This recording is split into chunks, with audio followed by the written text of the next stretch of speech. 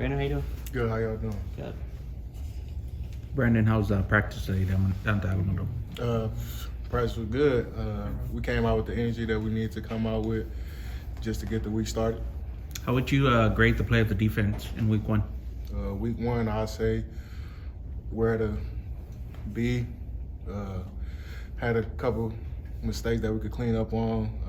Other than that, I liked our physicality and our perfect effort. What stands out about Texas State as you evaluate them and get a look at what they do? They got 18 returning starters. Pretty good group of guys for the O-line coming back for them. Skill positions, they got the quarterback, the Southland Conference Player of the Year coming at quarterback. Pretty electric, so they got some guys. What stands out about the rivalry and some of the emotions around this game and even just kind of the way the fans view it? The fans probably view it a little different from us. We just look at it like another week going into, as far as preparing and stuff like that. We going into it as another week and just preparing like that.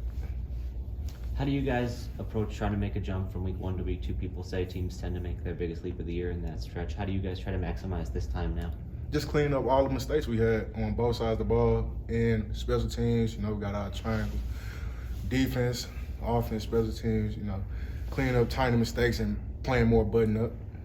What does it say about the program that you guys, you win your opener by double digits and both internally and kind of externally, everybody's pointing to things that could be better, or you guys are focused on that improvement part of it? Excuse me?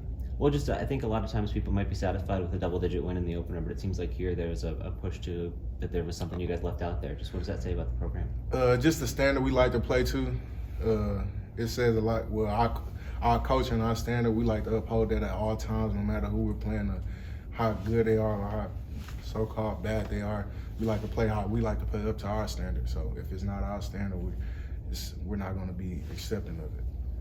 How much do you think conditioning is going to be a factor? I think it's going to be hot Saturday over there.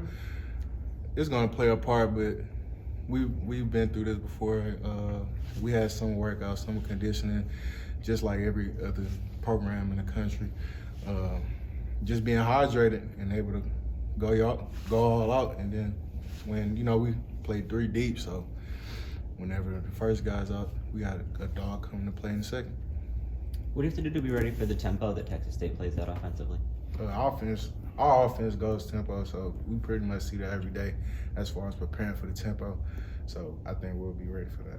Coming off of week one, do you think that there are guys in the team that need any extra motivation from coaches, or especially coming off that performance, looking at who's on the schedule for Saturday? Do you think people kind of understand? Nah, just the performance that we had last week. I don't think anybody needs the motivation. If any player needs motivation now, I don't think this is the right place for them, because the performance we had last week, like I said, it wasn't technically up to our standard. So we're just like motivated just off of that. So yeah. Is there any challenge defensively changing gears? What Texas State does is so different from what Kennesaw State does. What Texas State does, like again, our offense, we pretty much see kind of what they do since the spring and playing them years before, so kind of know what we're looking for.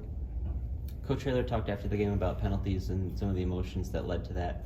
What did you see in that regard? How did you feel like your team handled those situations?